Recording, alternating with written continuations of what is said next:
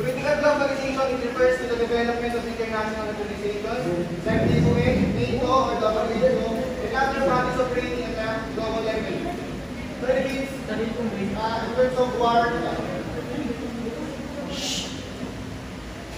warning yung grupo nyo, maingay.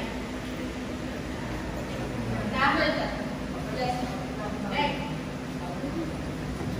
Political globalization refers to increase contact between people and their cultures, their ideas, their values, their ways of life.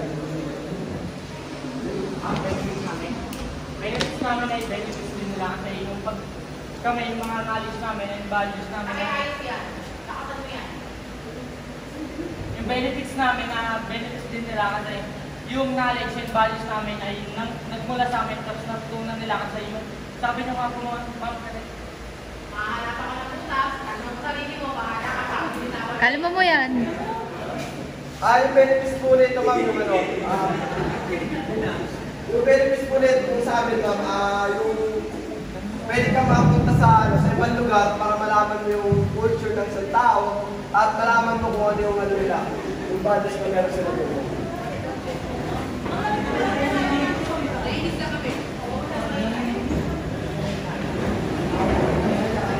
Okay, 15 have 7 minutes. Okay? Okay, next. Okay? Again. Economic globalization, para sa hindi mga nakarinig. So the focus is on the integration of the international financial market and the coordination of financial exchange. Political globalization. Type covers the national policies that bring countries together politically, economically, and culturally. Okay? Makinig kayo kung gusto nyo manalo. Cultural cultural.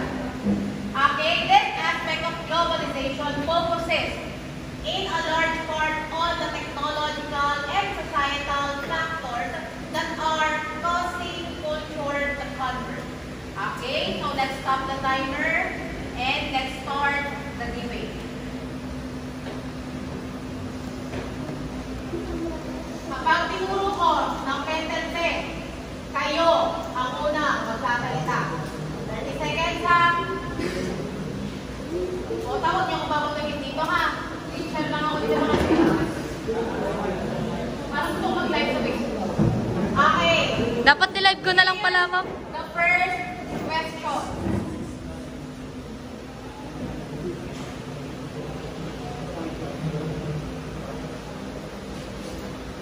Kung pag-uusapan ang benepisyo na meron ang tatlong uri ng globalization, ang economical, political, at cultural globalization, ano ang nangunguna sa tatlong iyon at napapakinabangan ng mga mamamayan? Ano ang nangunguna sa tatlong iyon at napapakinabangan ng mga mamamayan? Okay? Okay. Let's start the debate. Benefit pa lang ha. Wala mo lang questionan sa ikalasa. 30 seconds, Mark.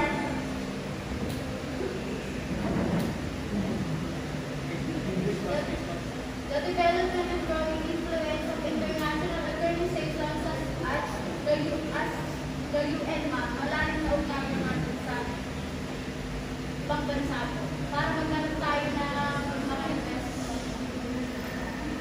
Okay.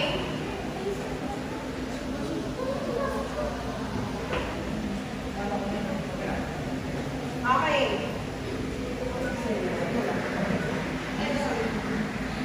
Next.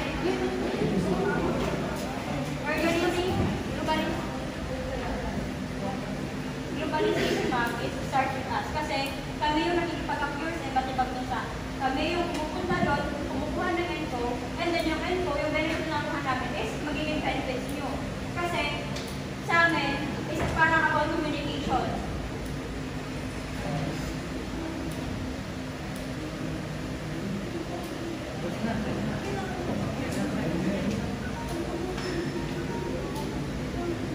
For us, ma'am, mas makakabilis yung economical growth by using economical kasi mas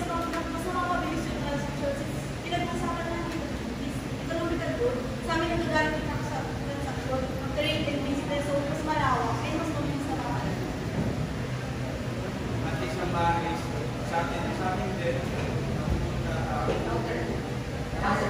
At Louder. sa amin din nagagaling yung mga ibang economical growth na ginagawa natin, like the best example is the currency of each country. Stop.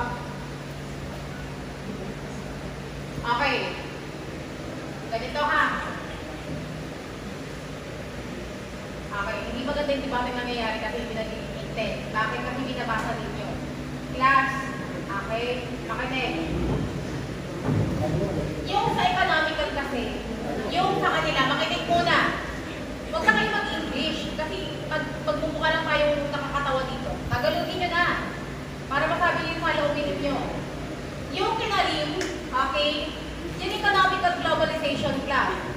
Ito po yung pakikipag-trade na ginagawa. For example, McDonald's. Okay?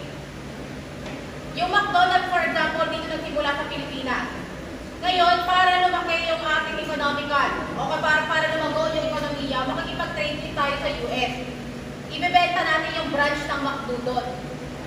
Again, ang ibebenta niyo yung brand. At alam niyo yan, klase. Kapag brand name at kilalang brand yan, milyon-milyon ang halaga yan. So, uunlad tayo. Kasi nadoblehin yung presyo. Yun yung sa kanila, makikipag-trade. Business-wise yung kanila. Usapang ekonomiya. Okay? Political. Yung political globalization naman dito, again, sa kanila, nakapaloob lang ito sa gobyerno. Sa mga nasa politics. For example, yung mga UN nation, yung mga meeting, yung mga SONA. Okay? Yung mga meeting every time na magkakaroon ng mga SEA Games. Okay? Ano yung benefit na nakikipag-meeting yung mga government ng bansa natin sa ibang bansa? Okay? Teka lang, kasi hindi naiintindihan ng iba. Binabasa yun na sa cellphone. Huwag kayo magbabasa kasi hindi nyo maililibat eh. Makinig kayo sa kasabihin nila para mamatulog sila. Cultural. Okay? Kasi again, hindi lahat maalam sa wika. Hindi lahat alam natin sa kultura. Economical. Hindi kayo basta-basta magtatayo ng isang negosyo sa lugar na yon na hindi nyo alam yung kulturang meron sila. Pumunta kayo sa Maskim. Si Bakla nagtinda ng meat shop, babuyan. Uunlad? Hindi. Ina-explain ko lang, okay? Naintindihan? Okay, start tayo. Hindi ako mag-account ng 30 seconds, pero pag sabi kong stop, enough na yun. Okay, start tayo, benefits. Ready? Okay. 5, 4, 3, 2, 1. Start with you. 3. Unang benefits ng economical, sinasabi nga nila kanila pakikipag-trade. Mas lumalaw ang globalization kasi alam yung number 1 na kailangan sa globalization yung pakikipag-trade mag-transaction. Dahil sa transaction, mas lumalawak at mas lumalaw yung ekonomiya. Okay, next. Ang organization na alam sa kakliyado ng isang organization na is, kunwari kami, nilibot kami sa ibang lugar, isang organization, ordinal, Muslim, Catholic, meron kami ng iba't ibang info. Tapos, pag paulit-ulit na namin ito malalaman, is mapapadali na lang yung trabaho namin.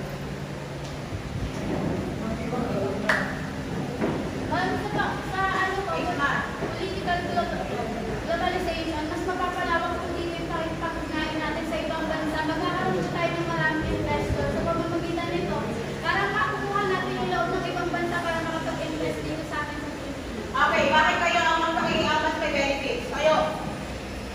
Mas may benefits kami kasi sa amin ang mula lahat ng transactions para sa ito. And isa pa, sa amin din mas lalong lumalago ang kanya-kanyang bansa dahil nasa trade natin sa iba't ibang bansa. From the word of globalization, globalization means creating business and economic growth, which is amin pumupunta yun. Kaya kami mas aangat dahil sa amin nagmumula lahat para tayo. Okay, ba't kayo mas mapapakinabangan ng mga mamamayan? Kasi ma'am, hindi kayo basta-basta makakapagtayo ng business, Hindi sila, hindi ako. hindi kayo basta-basta makakapagtayo ng business pag wala kayong info na nakuha galing sa amin. Kasi yung gaya na sa Muslim, magtayo ko ng med shop, hindi yun bebenta. So, kailangan yung information galing sa amin. Okay. Hindi basta-basta ako dito ng iyan, hindi kami nalipot ka sa ito, tayo pag-ubahan sa ito. Una-una, pag nagkaroon ng gera, atong natin dito eh. Pagka lugar ng gera, yung ekonomiya nyo babagsak. Kung hindi dahil sa amin, tutulungan namin umanggan yung ekonomiya nyo. Kaya pag wala kami sa political culture, pagsak kayo. Bato. Hindi lahat ng gobyerno ay may tulong pagdating sa gera. At hindi rin lahat ng kultura nagkakaisa pagdating sa business. Tandaan nyo ang business, when it comes to culture, pwede nating salobin yan pwede nating i-fit yan lagi kasi ang business wala yung limitations. Especially when it comes to government politics kasi hindi naman lahat ng business transactions kailangan ng gobyerno.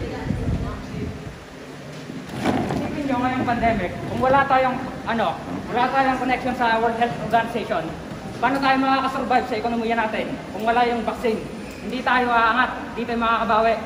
Lulubog yung ekonomiya natin. Kaya nga economical growth yung topic namin kasi yung pinapoint out namin dito is yung pag-growth ng economic. Pero yung sinasabi na hindi mag-grow. Kaya nga mas may benefit kami. Hindi lahat ng business ay may power. Tulad namin, na-evaluate namin ang pangangailangan ng isang organization ng needs or desires ng isang lugar. Hindi kayo agad-agad pwede basta magtatayo na lang ng gusto ko na ito kasi maganda to dito. Hindi siya magiging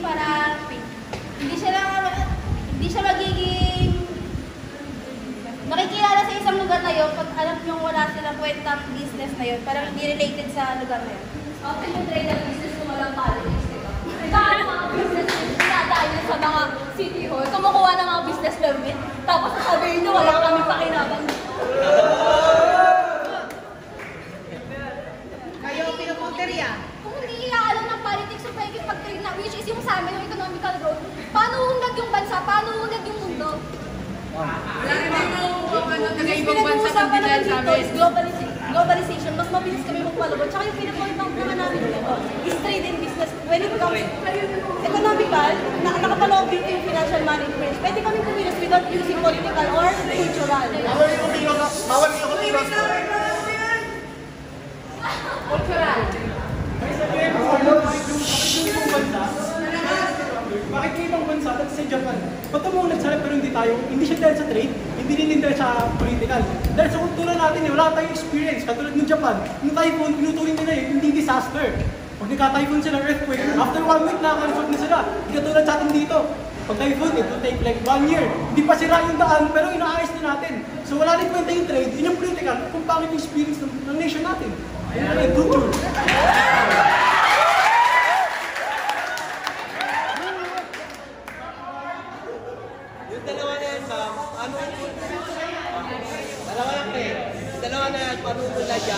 Wait. Guys. Yung dalawa na, paano wala dyan kung di namin papagawa yung mga kalsada nyo, paano aangat yung negosyo nyo?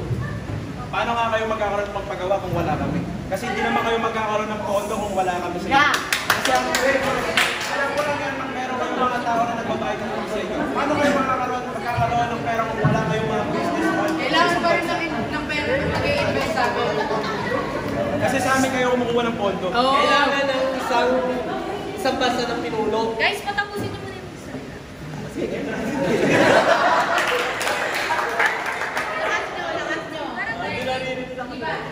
Kasi yung sa trade, paano kayo makapagtayo ng business ninyo kung hindi nyo papakinggan yung opinion sa isang lugar? Kung hindi nyo malalaman kung anong kultura nila doon or kung anong values na meron sila doon. Sa political din, ganun din eh. Kung hindi nyo rin malalaman kung hindi rin dahil sa amin. Di ba? Okay. Wait lang ha, mga kultura. Bakit yung tayong mga Pilipino, diba? Yung ang ina-adapt natin yung culture, mga Koreano, eh sa sarili nating kultura, iniiwan nga natin eh. Kaya nga kami may politics eh. Pinag-aaralan natin yung mga culture ng mga Pilipino. At kayong mga economics, ano sabi nyo, business? Oh my God, hindi tatakbo yung business nyo at wala kaming pera ba kaming mga koso. Paano nyo naman mapapalakad yung gobyerno nyo kung wala kayong mga tao? Kasi hindi naman kayo mapupunta sa posisyon nyo kung di rin dahil sa amin. Kasi kami yung consumers, kami yung producers, at kami nagpapatakbo ng lahat sa isang bansa. Hindi lang politika, hindi lang gobyerno. Dahil ang gobyerno, sila lang ang namamahala, pero ang tao pa rin ang nakikinabang sa lahat. Paano nga kayo magkakaroon nga ng negosyo rito sa atin kung di namin kayo bibigyan ng permit?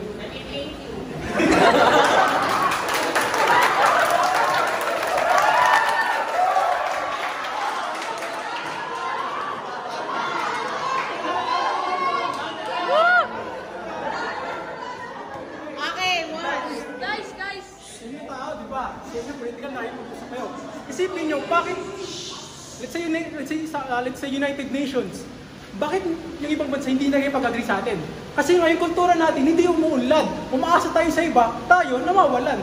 So yung mga ganyang masapit, wala, may tao.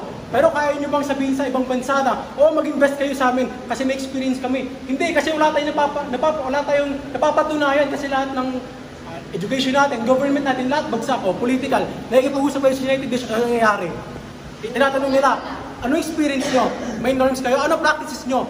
Bulok, umaasa kayo sa iba. Nakikinig kayo sa iba ng culture kasi nga tayo, wala tayong knowledge. Kaya nga rin tayo nagkakaroon ng exchange student para mag-gain tayo ng culture sa ibang bansa. So bali wala talaga yung mga political, economical. Kung yung culture po talaga natin is bulok. Kasi wala po sila magiginahan sa atin yung mga ibang nation. Like, sa tingin niyo po ba mako-convince yung isang Japanese people na mag-invest dito kung alam niyo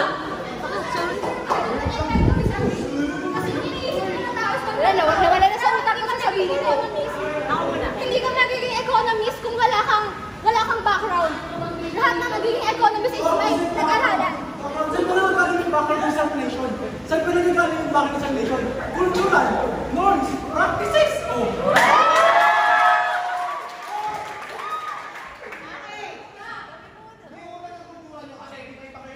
Ang ultimo sa Pilipinas, marami tayong iba't ibang kultura. Hindi sa akin ako yung isang kultura lang yung isang kultura meron kay unity. Basta nga sabi ng ibang kumapas, unity para magtutulungan sa isang kultura lang para mapaunlad yung ekonomiya nila. Tapos, sige, sabihin mo. Hindi ka